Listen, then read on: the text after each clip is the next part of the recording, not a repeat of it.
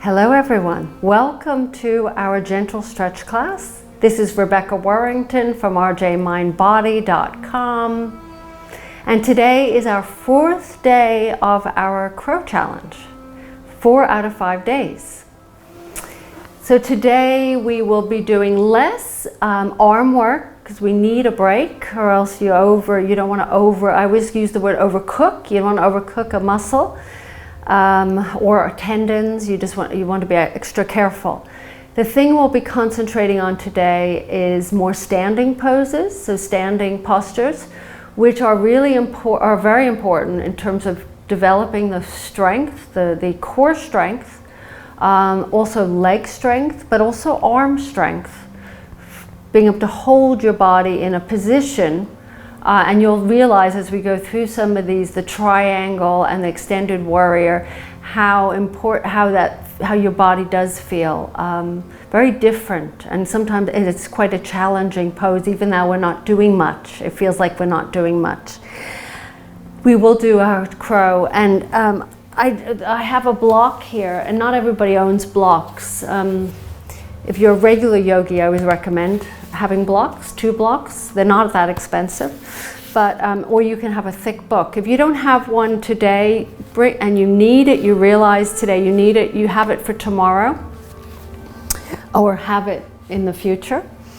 Some of us don't absolutely need that. So today our focus is on our solar plexus, as I've been saying all week.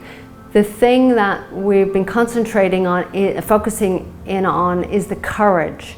And this is so we tie not only physical practice into our mental, emotional, and spiritual practice. They go hand in hand. It's mind-body. If you're afraid and fearful, you're going to be less likely to be able to do a crow pose. You'll be hesitant, you won't trust yourself. So what we're doing is we're practicing using the courage, boosting our positive and our belief in ourselves so that we have less fear-based emotions. So today our mantra is just simply, I trust. Something you can carry with you throughout the day, I trust. So what that means is you just trust. Just by saying that, your body immediately feels more relaxed and calm, and you're less likely to pull back. Your body's energy will be more likely to help you to move forward or to stay here. So there's options rather than running and pulling back. So we're going to start our practice. Coming into your child's pose. That's where we will start today. In one of the safest positions we could be in, other than, actually this is the safest, and I'll explain Shavasana later. Let yourself settle in here, however you want your legs to be, whether they're wide or whether they're closer together. Wide means hip opener, it will open the hips a little bit more. You might be a little hip opener, exhausted or fatigued. So knees can come a little bit closer, forehead on the ground, and then start to connect with our breath. This is a very trusting pose because you're safe, you're secure, you're feeling supported by the earth, but you're also feeling like you're turning into yourself and you're trusting yourself. You're not looking outward for anything. It's when we look outward for things and for feeling good, we always feel disappointed. It's not enough. Or it only lasts for a short period of time. Let's take another 2 breaths here, feeling in as you breathe in to see if you can get the breath to the back of the body. As you inhale through the nose and exhale through the nose or the mouth. And then slowly find your way up into your tabletop position. Wrists are under shoulders, knees are under hips. Get those hands in that fan-shaped position. what we've been talking about all week. Index finger is at that 12 o'clock position, pointing forward. Press into the pads of those, the thumb and the index finger, and then start to do the ordinary, what we do all the time, or most of the time, cat and cow flow. Being okay with the ordinary. Trusting that there's a reason for ordinary. This is our base. This is what gets our foundation. And then when we go into things like crow, we're ready. So reconnecting with the very thing that we know very well. So cat and cows, inhaling, opening up through the heart, and exhaling, rounding through the spine. This warms up your spine, your shoulders, your arms, your legs. Push into the tops of those feet. So feel the connection to the earth, through the feet, through the hands, through the shins, knees. Keep going back and forth, letting everything flow through the body. And then let's come back to a neutral spine. Let's bring our knees slightly back. Let's stretch the arms forward, melting our heart to the ground, stretching out the front of our bodies. You can, if this is too much to keep the elbows off the ground, then let the elbows soften down. Forehead resting on the ground, or for those who are very flexible, chin. But just stretch it out. Take your hips, your bottom, and lift it upwards. The tailbone lifts. Melting that heart into the ground, feeling that stretch in the hips. No tension in the neck. No tension in the face. So imagine your face, your skin on your face is like a dripping, melting wax from a candle that drips down the side of a candle. Let the face do the same. Once your face is relaxed, everything else relaxes. Take an inhale and exhale. Walk your hands back towards you. Let's slide the hands towards your knees and then lift up. Let's just take just an inhale, reach up to the sky, stretch through those fingers. And let's spin and twist to the left, opening the arms out to the sides. This hurts your knees in any way, you can do this standing. Inhale, reach your arms up to the sky or put something underneath your knees, and exhale, twist to the right. Try and keep your hips squared forward. Then inhale, reach the arms up, come into a little mini back bend, and then float the arms back down. Little circles of the wrists. If you've been doing this all week long, you're going to probably feel your arms already, which is why we're not doing so much arms today. Positioning those hands, index finger at 12 o'clock, or if that doesn't work for you, the middle finger. Press into the pads of those thumbs, the index fingers, and curl the toes under and decide either extended child's pose or downward dog. Always a downward dog, another ordinary pose. Predictable. But it is our foundation for everything else. It prepares us for the more complicated and challenging poses. Feel free to do your pedaling of the feet, bending and straightening. We need ordinary in order to move beyond the ordinary at times, stepping forward, taking risks. But then we come back to ordinary. See if you can maybe create a little wave with your spine from side to side, S shape, C shape, whatever shape, and let your head drop. The face is like that melted wax. Nothing, there's no tension in your face.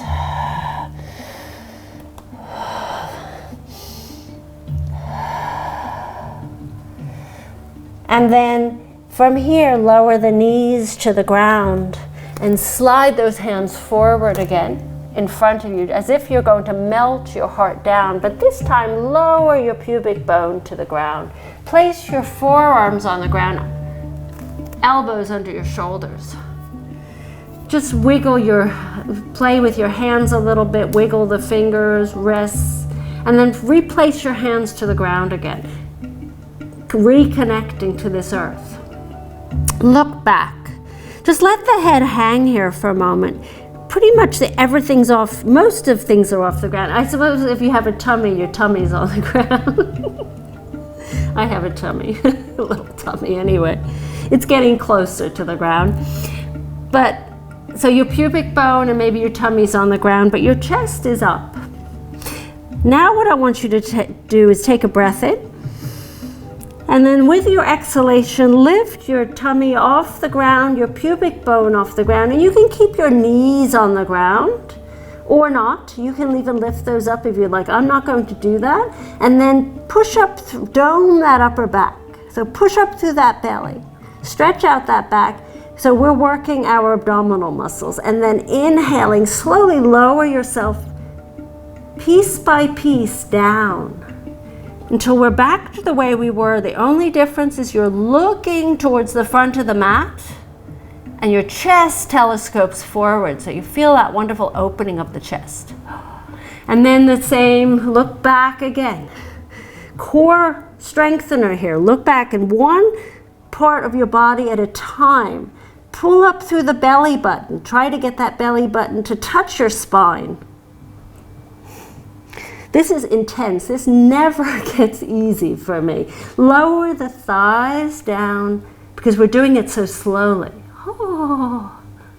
And then reach, at the very last moment, you look towards the front of the mat and your chest telescopes forward. Lower the shoulders down. Oh. And then come all the way down and slide the hands next to your chest. Press into those hands. And lift back up. Come into your tabletop and then curl the toes under, either extended child's pose or downward dog. I give you options just in case the downward dog is way too much for you, for your arms. Take a breath in and take a breath out. Lower your knees to the ground, but just let them hover for a moment. No tension. This is lots of core work today. Let them hover as if, this is what I do all day long. I can hang out here for as long as I want. Yeah, can you do it? Can you hold it a little bit longer? A little bit longer. Yeah, and then lower the knees down. And then walk your hands to your knees. And then curl the toes under and come into your crow shape. We're not doing a crow yet. We're just getting ourselves into that shape. Knees are open. Arms are between those legs. Like this. Let your feet don't have to be touching. They can be a little bit wider. And let yourself settle down here. If you can't get forearms onto the ground, you can use your blocks or just keep your elbows off the ground. Drop your head and peek through those legs and explore this hip opener.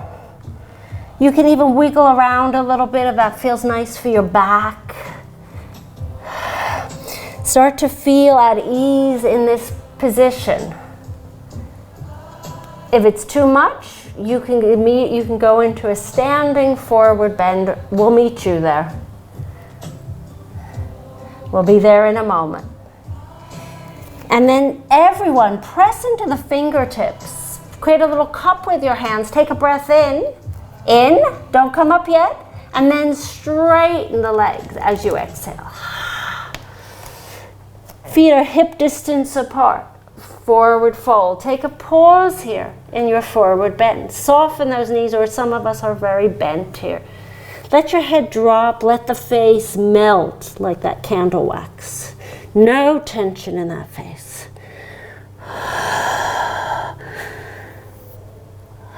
Breathing in and breathing out. So whatever feels really nice here. And then let's all walk our hands forward again, either downward dog or that, or come into a tabletop.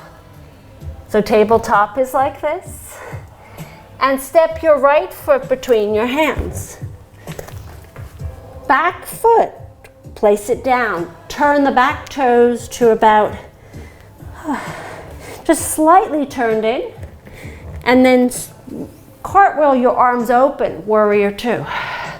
Make sure your right knee is just above the right ankle or slightly behind. Right heel is in line with the middle of that back foot. And you're reaching your arms away. Standing pose, warrior two. Your gaze is towards that middle finger. This is called a dristi. It's a soft gaze. It keeps you focused. Breathing in and breathing out. Pressing into the outer edge of that back foot. Engaging both legs, both feet. Take a breath in, and as you breathe out, straighten that front leg. Don't lock that right knee, that front knee. Just keep it soft, and then take your left hand on that left hip and stretch it away. So you're stretching it forward. Keep going, keep going, keep going, keep going. Trust, trust. And then finally, find a spot other than the knee. Anywhere but the knee. Thigh, shin. Some of us can do the ground. Most of us can't properly put our hand on the ground. You don't want to touch the ground if it means that you're leaning over. You're collapsing. You want to open up. Like you can slide through between two panes of glass. You're as straight as a board. Reach that left arm up. Feel that spaciousness. As you're pressing into both legs, down towards the earth, and you're lifting up through that left arm, and the crown of the head is reaching forward. Lots of openings here, opportunities. And then use your left arm, inhale and exhale, lift up and rebend your right leg, coming back into your warrior two. Powerful poses, all body strengtheners. It also strengthens your arms because you're holding the arms out. Take a breath in, and as you breathe out, bring your right forearm on your right thigh. Spin that right palm up. Press into that right leg and bring your left arm, reach it up to the ceiling. The same thing here. Pushing feet down as you're pushing that right arm into your right thigh. Lift up, getting nice and tall and confident, powerful. Solar plexus chakra. Bring your left arm, wrap it around your back. Grab hold of clothing. Some of us can go grab hold of your inner thigh. Some of us can't. Open up your left shoulder. It doesn't matter. Don't go crazy here. But don't collapse. Push into that right leg. Powerful pose. The more you push in and you lift up, the more you're committed to this pose, and the more you'll get out of it. So this is the shape of the crow, this leg, the front leg. Take an inhale, lift back up, reopen those arms, out to the sides, warrior two, and then spin your back foot forward. Yeah, easy. Lower the hands to the ground. Frame your right foot. Step back either into your tabletop or your downward dog. If you'd like, take a child's pose. If you're in the mood, do a vinyasa, plank to cobra, depending on where you're at. We all meet back into I'm staying in the downward dog.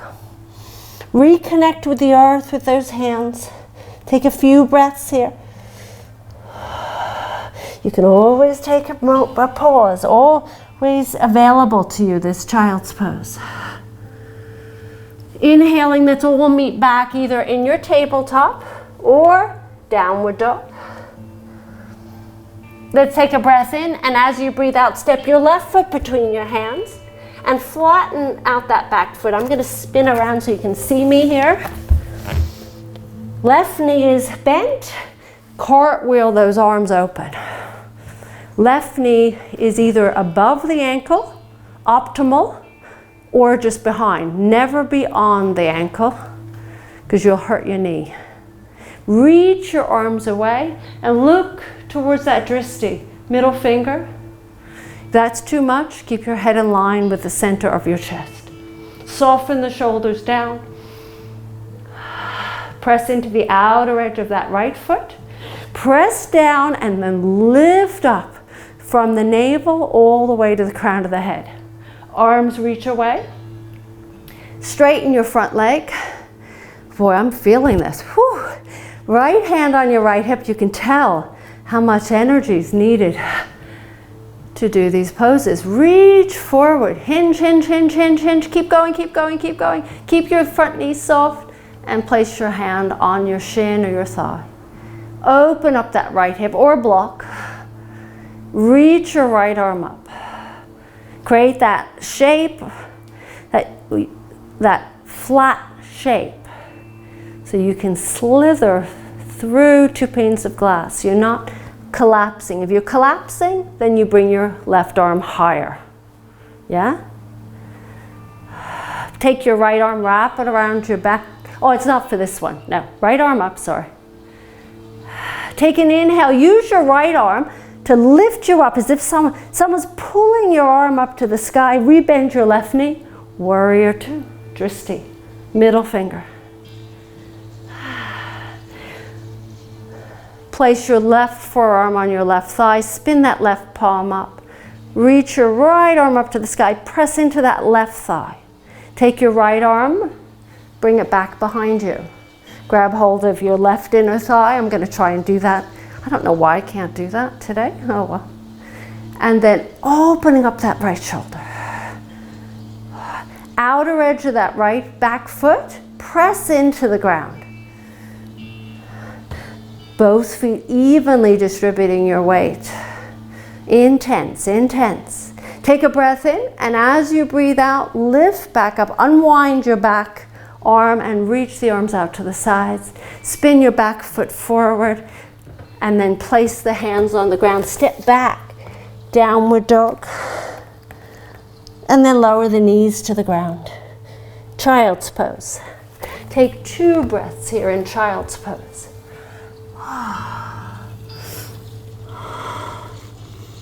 Take a pause here and notice how that felt.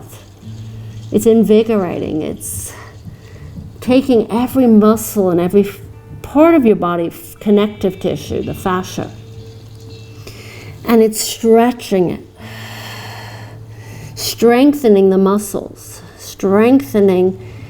And when you strengthen the muscles, you're strengthening your bones as well. Not just because of the muscles, but you're strengthening your bones because you're using a lot of weight. You know, it's like using weights, but you're using your whole body to strengthen you without using weights. Let's come up into our tabletop, and then let's curl the toes under, walk our hands towards our knees, and let's come back into that crow shape. Open the knees wide. And now we're going to practice our crow. So I mentioned yesterday, you can use a block or a very thick book. Don't worry about grabbing one today. You can try this tomorrow. But this is the option for those that cannot. If you can do a crow already, please feel free to go right into it. You don't have to wait for me. I'm just going to demonstrate this on a block or a thick book. Squeeze the legs into the upper arms, arms into the legs, and you're leaning forward. Put a cushion in front of you if you need it. Take an inhale and exhale, lean forward. And this makes it easier to lift your feet off the ground, because they're already high. Or 1 foot at a time, or not. Maybe you're just simply practicing. Do this a few more times if you need a block. I like using the block because it gives me a little perch to work from. And then I can easily go back. So play for just another moment. And then come off that perch if you're on a perch. Come out of your crow pose. And let's swing our legs around, and let's stretch over our legs. Let's come into a forward bend. Take a moment here and just notice, how are you feeling? Is your heart rate a little higher or a lot higher? Are you sweating? Arm balances really get you, and also standing postures. Bring your heart rate up a little higher. You're using lots of muscle. Let's slowly bring ourselves back up, and let's lower ourselves onto the ground. Hugging your knees into your chest.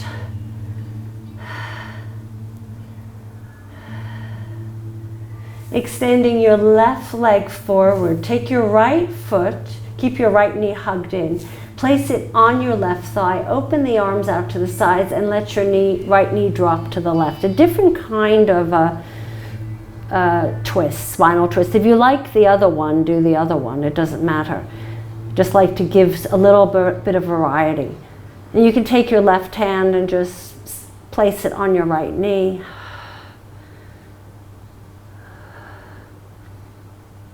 What you'll find with those standing postures is that you might feel achy tomorrow or 48 hours because of the amount of muscle that you've just worked. Roll back onto your back, hug both knees into your chest, and extend your right leg on the ground. And then place your left foot on your right thigh, open the arms out to the sides, and drop your left knee to the right. Turn your gaze to the left. It doesn't have to touch the ground, the knee. Just twist. Keep both shoulders on the ground. That's the most important thing right here, not the knee touching the ground. This should feel really nice on that spine. Just flushing out all that extra lactic acid and tension that you've just accumulated from those standing postures. Hug your knees into your chest, and then extend your left leg to the left corner of the mat, right to the right. Let your arms settle out to the sides. Settle into your Shavasana for the next 2 to 5 minutes as I find my way up into my easy seat to seal the practice. So stay there. Don't feel obliged to come out. Shavasana is an important posture to stay in after a yoga practice. It helps your body to acclimatize to what just happened, or assimilate what just happened. And it's also when you're on your laying on your back, you're letting your body, giving it the permission to just be and to absorb all that happened. The joy and the sweetness of our practices, what it does to our whole body. So as I bring my hands in front of my heart, reminding you of that mantra, I trust, I trust. Just those 2 words, I trust. So when you start to feel fearful or anxious or whatever you feel, sad, upset, stop, pause, and say, I trust. Trust all day. Let go of control. Do what that you can do. But there's so much beyond our control. Trust. Have a wonderful day, everyone. Namaste. This is Rebecca Warrington from rjmindbody.com.